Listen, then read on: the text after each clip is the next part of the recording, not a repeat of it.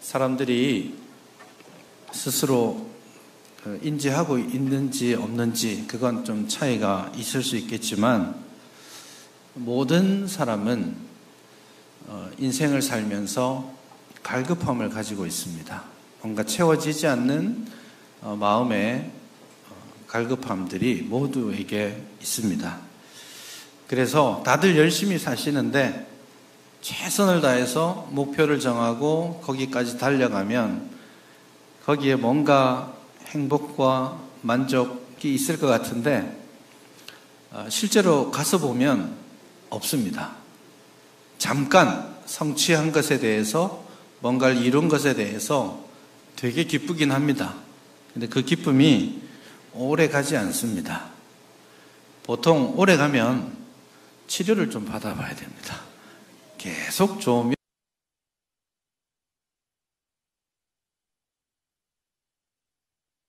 최선을 다해서 무언가를 추구하고 이루려고 하고 살아가지만 우리가 추구하고 이루는 것에서 진정한 만족은 없습니다. 은을 사랑하는 자는 은으로 만족함이 없다.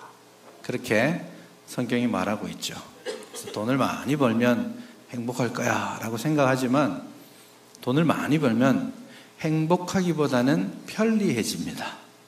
좀 편리해지는 건 있습니다. 근데 버스 타지 않아도 갈 수 있는 길이 생기니까 조금 더 편리해질 수는 있지만 행복해지느냐? 그렇지는 않습니다. 그래서 누구든지 은을 사랑하는 자는 은으로 행복할 수 없고 소유의 풍족함을 원하는 자는 그 풍요로움으로 행복할 수 없다라는 것이 성경이 말씀하는 것이죠. 그래서 우리가 그것이 소유이든지 그것이 재물이든지 혹은 그것이 학업의 성취이든지 혹은 그것이 상당히 높은 권력에 이르는 것이든지 그것이 무엇이든지 간에 그것을 향해 추구하고 있지만 모든 사람은 그곳에서 만족을 누리지 못합니다. 이건 분명한 사실이죠. 사실 여기에 중요한 한 가지 본질적인 문제가 들어 있습니다. 사람이 세상에서 추구하는 것으로 만족하지 못하는 이유는 이 사람의 마음을 채울 수 있는 진정한 행복이 세상에 있지 않기 때문이에요. 그것이 어디에 있느냐? 그 영원하신 하나님께 있는 겁니다. 그래서 가장 높은 곳에 가서도 허무해지는 그 마음을 어찌할 수 없는데 왜 그런지 사람들은 몰라요. 그러나 성경은 그것이 하나님으로 채워지지 않는 마음 때문이다. 그 마음에 하나님이 가득해지지 않으면 결코 사람은 만족할 수 없다라는 것이 성경의 가르침이죠. 그래서 하나님께로부터 체험받지 못한 사람들이 그 공허함 때문에 이게 뭔지도 모른 채 그 공허함을 메꾸기 위해서 돈도 벌고 세상에서 건강도 추구하고 다 하지만 결국에는 답을 얻지 못합니다. 그것이 무엇이든지 다 그렇습니다. 성경은 우리의 영혼은 하나님 앞에 서고 하나님 앞에서 진정한 만족을 만날 때까지 진정한 행복과 만족은 찾을 수 없습니다. 요한복음 4장에 보면 수가성 여인이 있습니다. 이 여인은 참 기구한 운명의 여인이죠. 남편을 5이나 두었었습니다. 여자를 욕할 일은 아닙니다. 그 당시 사회는 여자가 이혼을 요구할 수 있는 사회가 아니죠. 그래서 이 여인은 그 당시 사회 구조에서 보면 지속적으로 남자들에게 버림받고 도구화되어 있던 슬픈 여인입니다. 남들의 눈을 피해서 남들이 다니지 않는 시간에 물을 뜨러 나오고 있는 여인이었습니다. 예수님께서 그녀를 기다리고 계셨죠. 그리고 물 좀 줘라고 하니까 이 여인이 깜짝 놀랍니다. 어떻게 나한테 물 달라고 할 수 있느냐, 유대인으로서. 그렇게 말했을 때 예수님께서 내가 너에게 주는 물 그거 마시면 너 영원히 목마르지 않을 수 있어 라고 말씀하십니다. 성경 구절을 제가 그대로 읽어드리겠습니다. 내가 주는 물을 마시는 자는 영원히 목마르지 아니하리니 나의 주는 물은 그 속에서 영생하도록 솟아나는 샘물이 되리라. 이 여인이 깜짝 놀랍니다. 세상에 그런 물이 있단 말입니까? 그렇다면 저에게도 그 물을 좀 마시게 하셔서 나로 하여금 다시 이 우물에 나타나지 않아도 되게 해주십시오. 이 여인은 아직 그 문제의 본질을 제대로 알지 못합니다. 그러나 이 여인이 했던 말은 우리가 꼭 귀담아 들어야 하는 겁니다. 세상에 그런 물이 있다면 나도 좀 마시게 해주십시오. 그게 인생이 가지고 있는 근본적 목마름이라고 할 수 있습니다. 그런데 그 본문에 보면 내가 주는 물은 그 속에서 영생하도록 솟아나는 샘물이 되리라. 이 문제의 본질이 거기에 보입니다. 내 밖에서 뭔가를 소유하고 추구함으로 만족과 행복을 추구하는 데서는 결코 행복이 없습니다. 왜냐하면 진짜 행복은 내 안에서부터 솟아나와야 하기 때문이에요. 그래서 어떤 문제가 있고 어려움이 있고 기도 제목이 있을 때 그 문제가 해결되면 될 것 같다라고 하나님 앞에 생각하지만 그렇지 않아요. 그 문제가 있어도 행복할 수 있고 그 문제가 없어도 행복할 수 있어요. 왜요? 참된 행복과 만족은 내 속에서부터 영생하도록 솟아나오고 그것이 주체할 수 없어서 밖으로 흘러넘치게 되어 있죠. 그래서 내 속에서부터 영생하는 물이 솟아나오게 되는데, 그런데 그 말씀과 연결해서 보면 오늘 우리가 읽은 이 본문은 내 속에서 영생하도록 솟아나는 생수의 강, 그것을 분명하게 규정해 주고 있습니다. 우리 37절에서 예수님께서 이렇게 말씀하셨죠. 누구든지 목마르거든 내게로 와서 마셔라. 근데 마시는 것은 배에서 생수의 강이 흘러 나오는 것이다. 그런데 39절에 보면 친절하게 우리에게 설명해 주고 있습니다. 이는 그를 믿는 자들이 받을 성령을 가리켜 말씀하신 것이다. 그래서 내 속에서부터 바깥 세상이 어떠하든지 어떤 문제가 어떤 어려움이 내게 닥쳐와 있든지 내가 지속적으로 만족하고 지속적으로 행복할 수 있는 이유는 내 속에서부터 흘러넘쳐야 되는데 그 흘러넘치는 원동력, 근본 원인이 뭐냐 하면 성령님이라고 성경은 말씀하고 있습니다.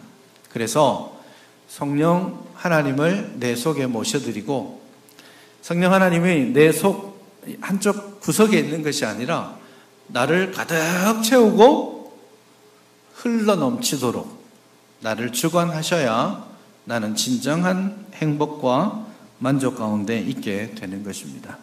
예수님께서 부활하신 이후에 이 말씀을 또 하십니다.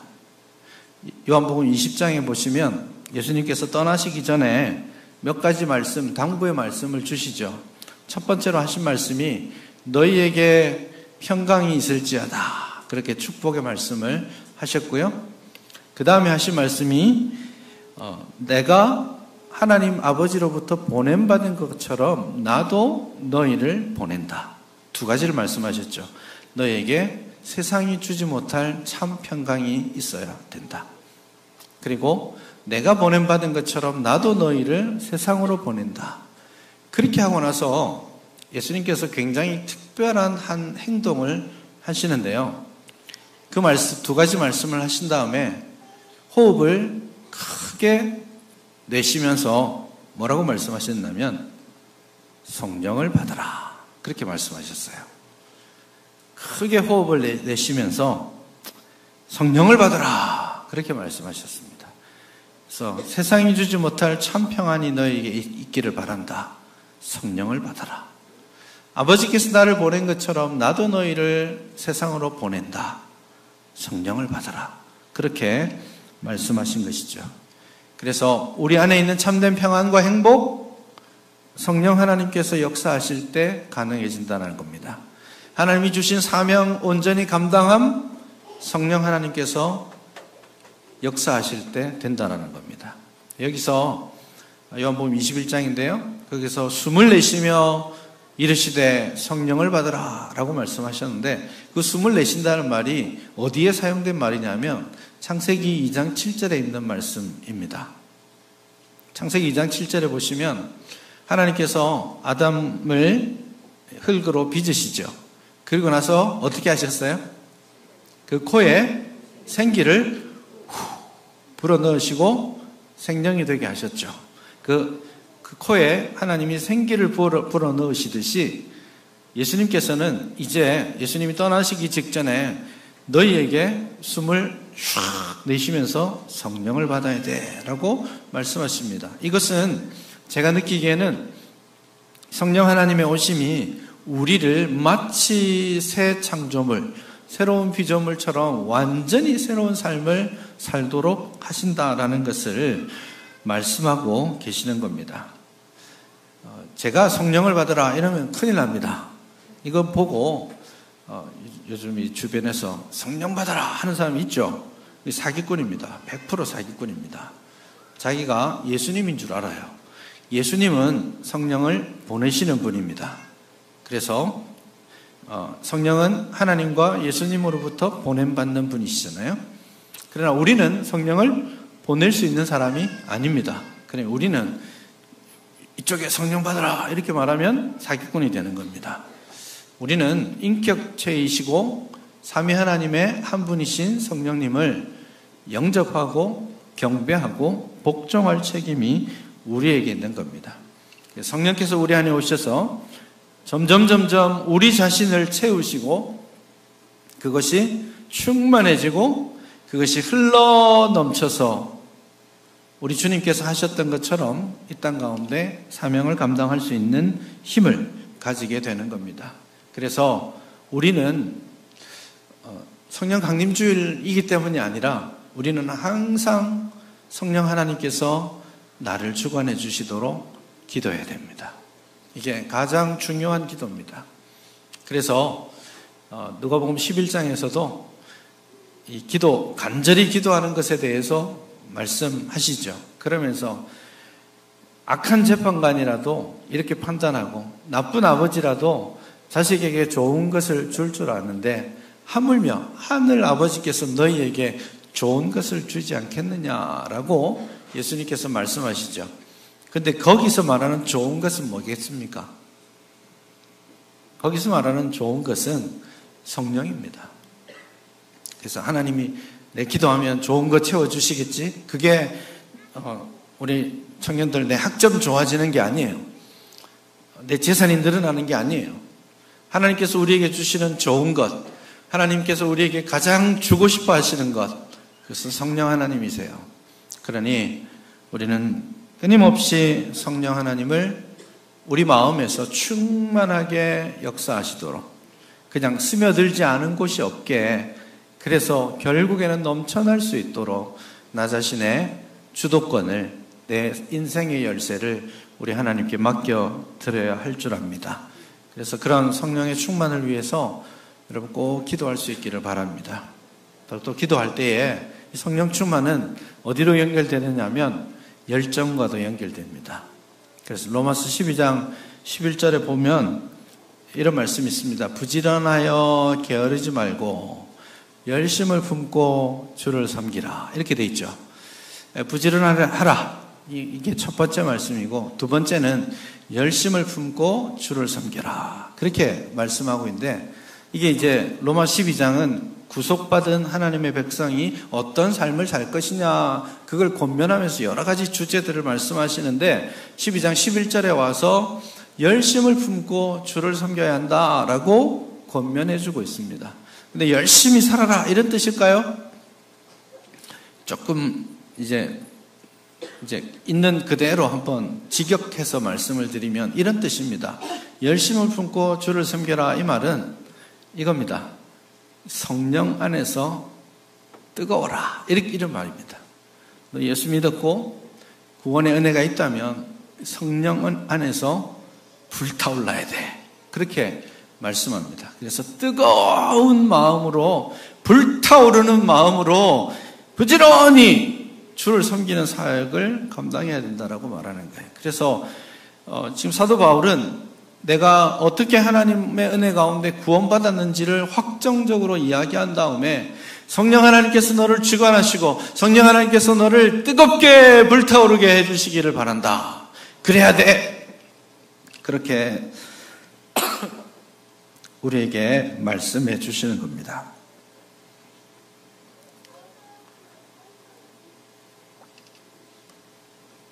뜨거운 마음을 가지고 성령의 충만한 임재를 간절히 원하고 기도하기를 바랍니다. 여러분이 봉사하고 섬기는 자리에 이래도 좋고 저래도 좋고 이게 아니고요. 이게 아니면 끝이야 하는 마음으로 열심히 최선을 다해서 활활 타오르는 장작더미처럼 봉사의 일을 잘 감당할 수 있기를 바랍니다. 무슨 김 빠진 사이다처럼 그렇게 있지 마시고요. 미지근한 물처럼 차지도 더웁지도 않게 있지 마시고요. 그게 진짜 위험한 겁니다. 진짜 위험한 건 뭐냐면 그러면서 스스로 만족한다라는 거예요. 적당히 교회 나오고 적당히 예배 드리고 적당히 괜찮은 삶을 살아가고 있다라고 착각하는 건데 라오디게아 교회를 향해서 우리 주님께서는 너의 눈먼 것과 너의 벌거벗음을 너가 알지 못하는도다. 그렇게 미지근한 신앙생활하는 게 눈먼 것이고 벌거벗은 것과 같은데 그걸 깨닫지 못하고 스스로 만족하면서 살아가고 있는 것이죠. 여러분 그런 열심을 좀 회복할 수 있기를 바랍니다. 여러분의 신앙생활에 뜨거운 열정을 회복할 수 있기를 바랍니다. 성령 하나님께서 그 일을 하실 겁니다. 여러분의 삶 가운데 진정한 갈급함이 있습니까? 정말 갈급한 마음으로 살고 있습니까? 그 갈급함을 채우기 위해서 어쩌면 여러분 중에 어떤 분들은 세상에 있는 것들로 노력하고 채워가고 있을 수도 있겠지만 여러분 성령으로 충만하게 채워져야 합니다. 그래서 성령 안에서 진정한 기쁨과 감사와 만족을 누릴 수 있기를 바랍니다. 이 시간 성령께서 우리를 만져주십시오. 그렇게 좀 기도하기를 바랍니다.